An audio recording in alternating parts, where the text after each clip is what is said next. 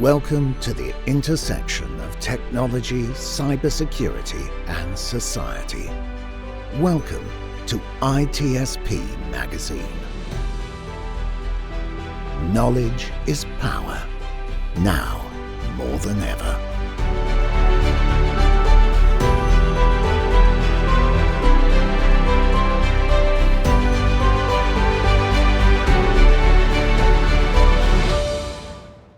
Got it, Marco. We're on. We're on. And I need to know, did you achieve, we're well into the year, we're approaching the new year. Did you achieve what you expected? In my head? This go around. Well, in my head, I checked everything. You get to define the rules of what exactly what you wanted to achieve, not me. I didn't share my resolution last year, so I can tell you whatever I want. And yes, I achieved them all. Every there you go. One. Exactly what you did, you achieved. Exactly. Mm-hmm. Nice. I think we're at that time of the year where, I mean, we're about to be thankful and grateful and spend time with friends and family and have a moment to reflect on things as well, right? Did we achieve what we wanted to? Did we not define anything and just go wherever the wind took us? And was that okay? Sometimes that's all right too. But many times it's about being purposeful in what we want and understanding how we get from A to B to Z along the way, and hopefully not destroy ourselves in the process and those around us. And if I may add, before we bring on our guest, it's a good thing not to be alone while we do that, to have some support, maybe learn from other people's experience, because we don't always have to hit our head on the wall. Somebody can tell us, hey, there is a wall there, so maybe you want to pay attention and get inspired by hearing other people's story. And I am excited because, Sean, I think today we're in for a treat and some really nice stories, inspirational. And let's get it going, Sean. I'll let you introduce our guest. Yes, I'm thrilled to have Nanhi Singh on. Nanhi, thanks for joining us. Thank you, Sean and Marco. It's wonderful to be here. I'm so excited. I think we'll have a great conversation today. No question about it. And we're always excited to have conversations with our good friends at Imperva. Well beyond the tech, this team, they know what really matters. It's the people and protecting the business, and that all comes back to us as humans, right? And I'm excited to. I know you've put together some materials for presentations on the topic we're going to talk about today, which is how do we achieve and reach the C-suite successfully. So we're going to get into all of that, but I'd first want to get a few words from you, Nanhi, about your journey, your current role, how you got there, and perhaps why this topic was an important one for you. Great. So first of all, thank you again, Sean and Marco, for having me here. It is really a delight to be here. So in terms of my journey to the C-suite, I often get asked a lot of questions about how did you get here? What helped you get here? And I find that a lot of times the people who ask me those questions aren't necessarily from just the space that I have spent my career in. And I have spent a good part of my career focused on cybersecurity and all of my career in technology. And I think that some of the lessons that I have learned along the way and some of the things that brought me or enabled me on this journey apply no matter what role you have, no matter what industry you're in. So I'm kind of hoping that today, as we go through this conversation, I can highlight a few things that would be meaningful for your audience, no matter where they come from. I started off, honestly, as a technical writer, and that was the beginning of my career in technology. And I quickly learned that it turned out to be one of my greatest strengths, because technical writing taught me to communicate clearly. And communication is so vital, especially as you start on this journey, up the corporate ladder. I think the clarity of communication to all your stakeholders, whether it's up to the management levels, all the way to the board, or across to cross-functional teams, and then in the role that I'm in, to customers. So I think that my journey began as a technical writer, but the skills I learned very early on in my 20s, I still carry forward even today. So let me just pause there and see if you have any follow up on that. Well, I do, because the moment you go into telling stories, I get all excited, because Exactly. I love to have this conversation when you have to talk about delivering the story to achieve what you want to communicate, depending on who you're talking to. So just because we are in technology or cybersecurity doesn't mean that we just have to talk in acronyms and numbers and codes, right? Actually, what we need when we sit down at the board is to deliver the message in a way that is understandable. So I want to go there, and it's about how do you get to not only tell a good story, but what do you need? I'm assuming understanding the business you're in may be one of the important things. Absolutely. I think that if you have any aspirations or ambitions to get into senior positions where you have a seat at the table, it is really important for you to understand the business. And it's really important for you to understand what are those business metrics that matter. And to have the conversations with the different stakeholders, you need to understand what's important to them. So, for instance, talking to the board, I know what metrics matter the most to the board. And I'm going to focus in my conversations with the board members on those metrics and on everything that we are doing that enables us to achieve those. Whereas when I'm talking with my customers, I'm not talking about profitability. That's not what the customer wants to hear, right? They care about other metrics. And that could be, for instance, am I paying attention to how satisfied the users are within the customer organization? Obviously, we are a B2B company. So when I speak of customers, I am referring to organizations. But I think you touched on this right at the beginning, Marco, when you said we're all humans. And at the end of the day, even in a B2B environment, we are talking about people. And it is the people in the businesses that have to truly believe that you understand what value they are looking for from your product and from your technology. And so your communication with customers has to then be focused on the value that they're looking for, because that's what matters to them. So yes, absolutely. I think,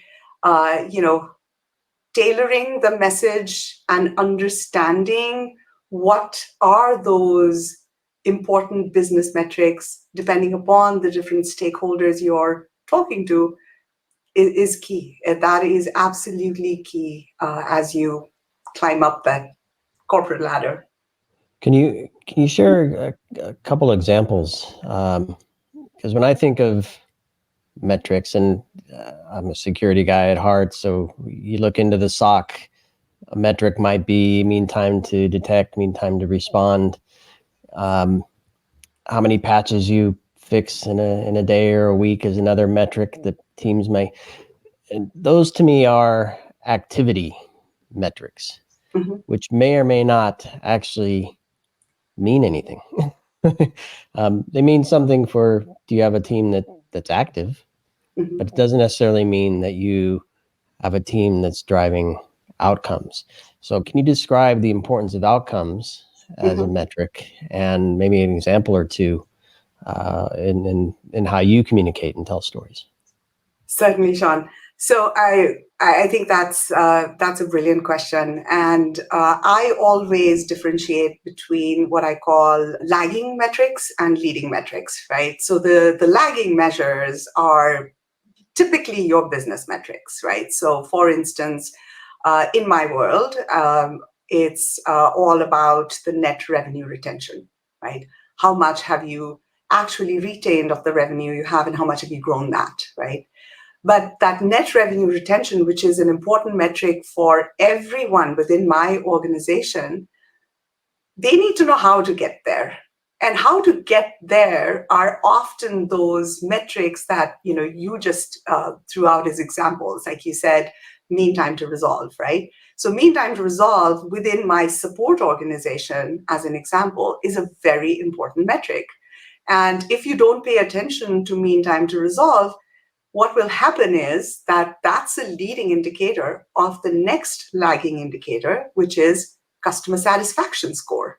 Your CSAT score is going to start falling because customers are frustrated that their issues are not being addressed in a timely manner. And when the CSAT score starts to fall, what tends to happen typically is that the customer starts to wonder whether you are actually delivering to them the value that they were looking for. And that eventually translates into that net revenue retention metric, because it's the dollars that they are no longer willing to pay, or they want to negotiate a discount because they think that you didn't meet the SLAs, for instance. So that's really sort of like an example of the lagging indicators to the leading indicators, which I really emphasize for my team. And I always say, to my team, I kind of use the analogy of losing weight because everyone can relate to that. I think everyone at some point has tried to put that on their list of goals. You can stand on the scale every day and measure it, but it's actually not going to change that number. But instead, if you focused on measuring perhaps the number of steps that you're taking, or if you're an Apple Watch user, you want to check if you're closing your move ring every day, or you're counting the number of times you're going to the gym. Those are leading measures. That is much better for you to be focused on measuring those than worrying about, I didn't change, the scale didn't move since yesterday. I know, Marco, you want to jump in, but I want to ask a point, because I think this might help people kind of really grasp what you're saying here, because I can work really hard on closing rings and getting steps in and do all these things, but I might hurt more afterwards, or I still might not lose weight. So is there a balance between focusing on the metric and understanding the bigger picture and what the end result looks like? Absolutely. And I'll kind of link back to where you guys started this conversation, about this being a moment or time to reflect as we, especially in the United States, get into the Thanksgiving holiday. I think it's important to reflect and think about what's really important, right? So why are you so interested in losing weight? What really matters? Is it because you're just trying to be healthy because you're concerned about, blood pressure perhaps? Or is it because you just heard about an uncle that had a heart attack and now you're concerned about what if that happens to me next, right? So it's really taking a step back and reflecting on why are you interested in losing weight in this particular example. And I think it kind of goes to, any goals that you set for yourself. I really believe it's important to think about why. Is it because your success, or the way that you define success for yourself, takes that into account, right? So I think everyone has their own or should have their own measure of success. I think the most dangerous way to measure success is to let other people measure it for you or on their terms. I think it's important to do it on your own terms and think about what is it that is important for you, and why really do you care? This is a great point, and I'm fascinated because you have all the right answers, and that matters, right? Because when you go on the C level, you need to know everything. That's how you scale up, right? Oh, Marco, that is actually probably the biggest myth. I know. I drag you there. I drag you there because I want to know, what is this myth. Let's break this. Let's crack this myth and go to the reality.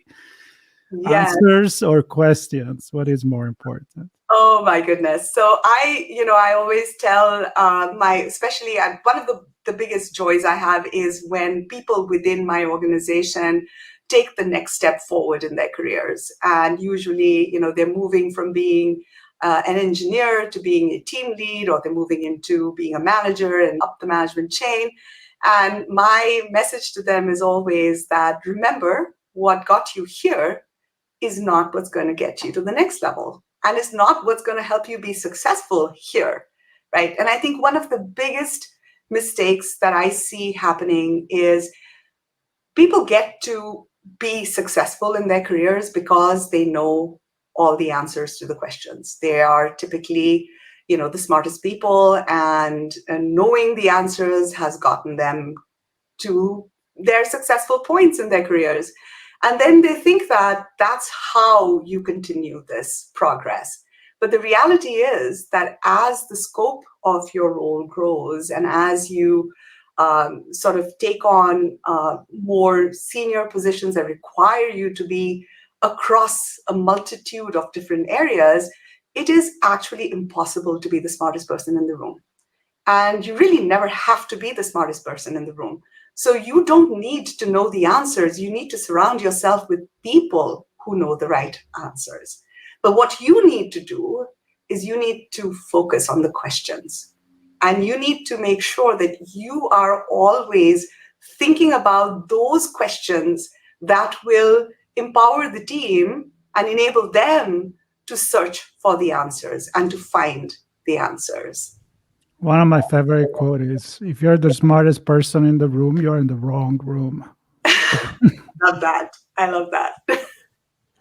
So I want to ask this question this way. Is it important to be childlike in the inquiries? And what I'm saying for a reason. I've actually worked with some teams that have applied this method of understanding, where it's purposeful. What is this? Mm-hmm. Or how is this happening? And then there's a response. And then it's, well, why? Well, because of this. Well, why that? Well, because of over this. Well, why over there? And it's a series of whys.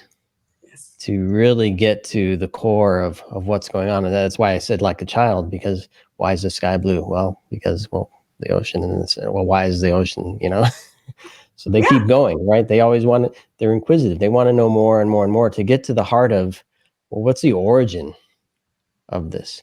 So can you talk to us? There's a little thumb up from my screen here. Interesting. Can you talk to us a little bit about the probing nature and really getting to the core, the why that really matters? Absolutely. So, Sean, that really resonates with me. I often, tell my team and even my children, actually, you need to ask the question why at least 5 times. I think that's sort of like the rule. But to go to your point about childlike, I think that's really the only way to be. I think it's really important to have a beginner's mindset because that's the only way you learn. Because if you walk into a situation believing that, you know everything, right, you will never learn. And having an open mind and a curiosity to really, truly understand is the only way that you can grow. So I love the childlike question, also because it reminded me, Sean, so I'm an avid skier. I love the mountains and I love to ski. And I learned to ski as an adult. I actually learned when my son was 3 years old. I took lessons, the same time that I put him in lessons. And I will never forget, but one of my instructors actually said to me, he said, "You need to just be like a child." And he kind of took me to see what the kids were doing. And they were sort of going off on the edges and jumping off. And he's like, "You just need to go and have fun like they are." And I was like, "Really?" And I thought, well, why not? Let me give it a shot. And I did. And it was really fun. And I got better really quick. So yes, I embrace the childlike thought that you brought up. I love that story too. Marco and I both like to ski. We've skied together, in fact. It's always fun. It's been a long time, though. Exactly. I want to touch on this point, sticking with kind of the questions and getting a response or an answer doesn't necessarily equate to solution or next step necessarily, in my mind anyway. So I don't know, can you kind of shed some light on how you translate what you get in one or more answers into something that you can work with and you can rally a team around? So just to make sure, Sean, that I'm understanding your question, are you going back to the point about asking the right questions so you get to the right answers? Is that sort of? So you get an answer, now what? Is the answer the golden solution that you're looking for, or is there more translation? Do you have to pull other data points together to really find what you're trying to achieve? Right. So I think this kind of does go to the point I made earlier about knowing what questions to ask, right? So I'll give you an example of something that comes to mind from more recent experience. So we have some product enhancements that are being recommended, right? And the validation for those requirements is, I'm being told that, well, we ran a survey and this is what we heard from our customers, and this is what we need to do.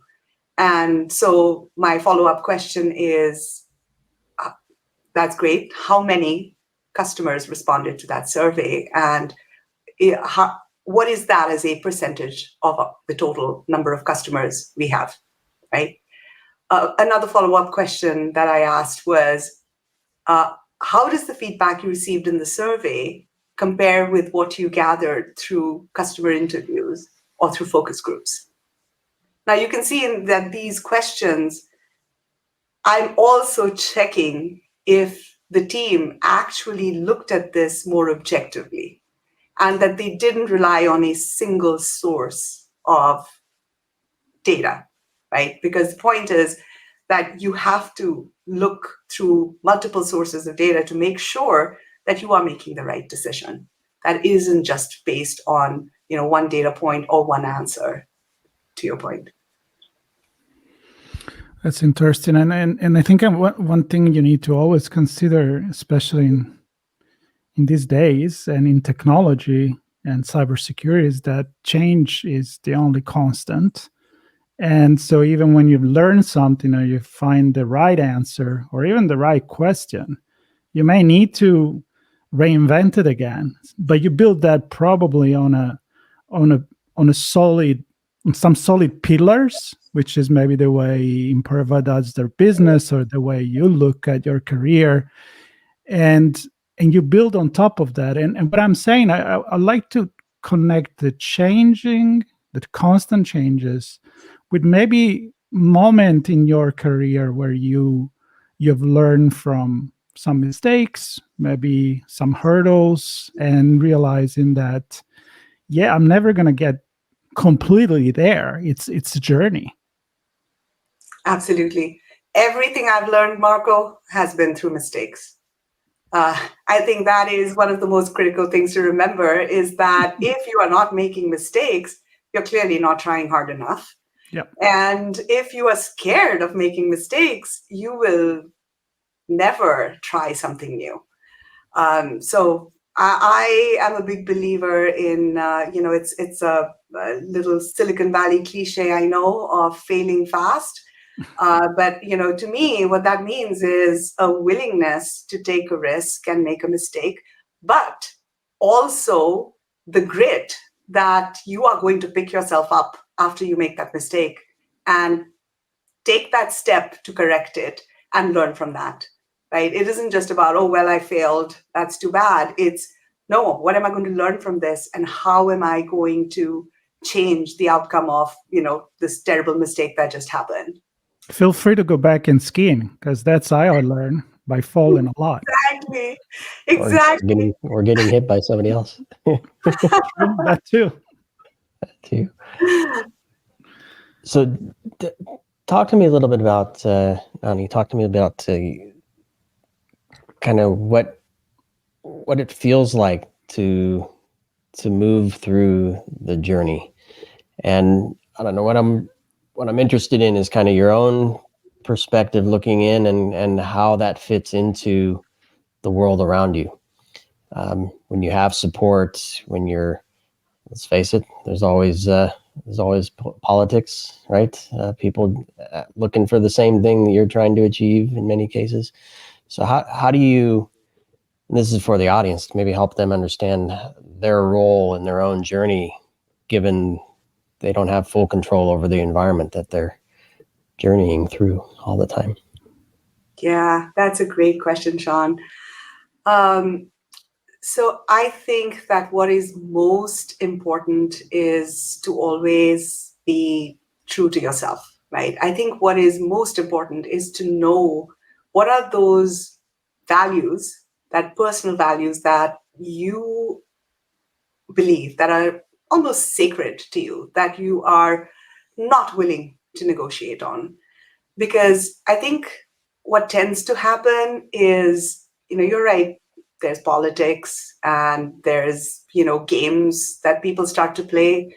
And it can sometimes get you to think that maybe it's okay for you to do things a certain way, or that maybe that's how it's done, perhaps, is sometimes, I think, the myth, right, is that, oh, well, this is how it works.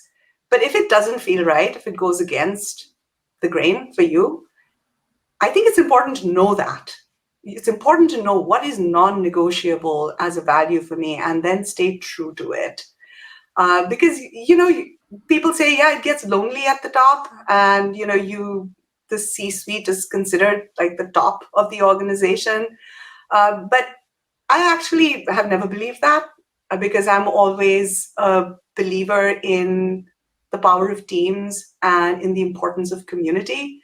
And so I try to surround myself with mentors that can guide me when I have a question that I just can't find the answer to, or I have an answer that doesn't connect to the questions that make sense to me.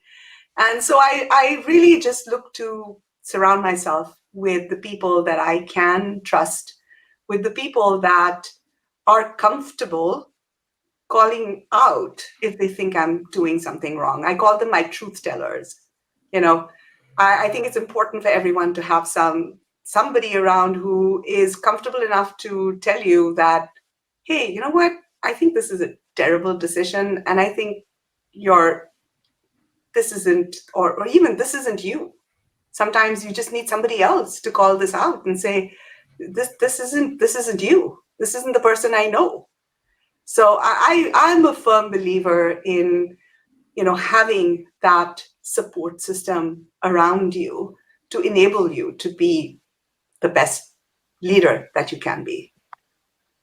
I love that, and so many important points in there. And I'd like to shift it just slightly, because a lot of what we've discussed is how to do this in support of the business. So are we making the right business decisions? Do we have the right team to enable the business and achieve the business objectives? And we talked about asking the right questions and speaking with clarity and and having the vision for what we're trying to achieve and being able to measure that. Those are some of the points we talked about. How important are those to apply to our career in terms of, here's the type of leader I want to be, and I want to communicate that. Here are my objectives. I want a team that understands and supports me in that. And then some of the same things, right? Call me out if I'm not if I'm not taking the path that I should be, because that's not me. I don't know. Can you speak to a little bit about applying some best practices, if you will, not just for the business sake, but for your own sake, kind of that purposeful journey? Yeah, absolutely. I think, just like I said, for the business, it's important to know what are the metrics that matter. I think that for my own personal career, or for our careers, it's important for us to know what is it that really matters, right? What am I aiming to be? I mean, we are more than just the person we are at work. It is careers are only one part of our lives, and yes, they consume probably more hours in our day than the rest of our lives. But it's only one part of our lives. So I think it's very important to understand, from my perspective, I believe it's very important to understand what's important to you. What do you want to grow in? And what kind of a leader do you want to be? So it can be, I want to be CEO one day, but what kind of a CEO do you want to be? Right? What kind of culture are you going to build in the organization that you're going to lead? That is as important in my book as the revenue and the profitability metrics that a CEO will always have to care about. That's beautifully said. And I was just thinking about all those that said, it's lonely at the top. You mentioned that. And I'm thinking it's lonely if you make it lonely. Yeah. Right? Exactly. I mean, if you're the one, and I'm going to recap a little bit here, if you're the one that has all the answers and that doesn't ask questions and has all the stories already in her head, yeah, good. You're a great boss of yourself, maybe, but you're not creating a community. And that's, I think, what is really important. And I think you just said everything very clearly with telling beautiful stories. And I am surprised that this is the first time, despite all the conversation we had with Imperva, and I have to say everybody is a wonderful storyteller, but it was about time that we got to meet you and share your experience with the audience. Sean, I've learned a lot from this conversation. It makes me think. It certainly does, and I think there are a lot of people in many roles looking to improve themselves, improve their position within an organization, many of which have aspirations to reach the C-suite level. And I think one of the things you said, and we talked about this a little bit before as well, to your point of what got you to where you are, and it's not likely going to be what takes you to the next level, right? And the people around you may also not be the same people that are with you along that journey as well. And that goes to Marco's point of continuous learning and applying those learnings in a way, and I use the word meaningful or purposeful. If you don't have the view where you want to go, you might still get there, but it may not feel as good unless you say, this is where I want to go and how I want to get there. So I mean, this is a fantastic conversation, and I'm thrilled to have had this time with you, Nanhi, for sure. You know what? Let's finish with where we started. Yeah. The resolution. There you go. Nanhi, what is the resolution for you for the new year? Do you have one that you want to share? Oh my! Did I put you in the spot there? Did you put me on the spot? No. I think that for me, we touched upon the childlike and the beginner's mindset. So I always like to put something on my resolution list that is something I've never done before. It's a new skill or a new area for me to be curious and learn. And to be honest with you, I started the journey this year, and I intend to continue this into next year. And that is to understand how to be a more compassionate leader and link that to the science and the neuroscience and psychology. So that's my focus, is going into the next year, taking what I learned this year about compassion and being a compassionate leader, and applying that in projects that I intend to basically run within Imperva over 2024. Wonderful. Nice. Me, Marco, you gonna share? Me, it's my resolution is to tell meaningful stories. So I'm going to stick with this. There you go. Hopefully to get a bigger audience that I can make more difference every time I tell one. And this is definitely one of those that I believe is going to make difference in somebody's mind in the way that maybe they see themselves as they journey into their career with a little bit more passion and a little bit more being a little humble. It's a good thing. Sean, I know yours is shortcuts. How you're going to get up there? I'm out. It's a shortcut to what is the question? Short food. You know this about me. Yeah, staying nourished, I think, is good. But no, I think we touched on this a little bit. It's why I like this point of being, if you're measuring activity, doesn't necessarily equate to the results and the outcome. And I'm one that I find myself active and then tired and then wonder, did that actually produce the results that I was hoping for? I got a lot done. Did I get the outcomes I was expecting? And so for me, that's something that I want to focus on. So I'll use the word again, purposeful in what I'm doing. And Marco and I share the same goals, right? To get people to think and to learn from others and themselves. So some of that reflection, I think, is good, and setting resolutions and goals is good too. So fantastic conversation, Nanhi. I really appreciate it. Thank you so much. This has been a real pleasure. And yes, I can see that you are definitely impacting people's lives, because I think you ask very thought-provoking questions. And thank you for having me here. Oh, it has been a pleasure. Pleasure. Yep, always good to chat with the Imperva team. And I mean, like Marco said, great stories at every turn, from APIs to data to bots to protections. I mean, to fraud. I mean, you name it. Different stories, different people, or different elements, different people, and always great stories. And today we got a chance to talk about the human and the C-suite and that journey. So thanks everybody for listening and watching, and be sure to stay tuned for more stories from Imperva. Connect with Nanhi and the Imperva team when you have a chance, and perhaps create your own story with them as well. We hope you enjoyed this conversation. If you learned something new and this story made you think, then share ITSP Magazine with your friends, family, and colleagues.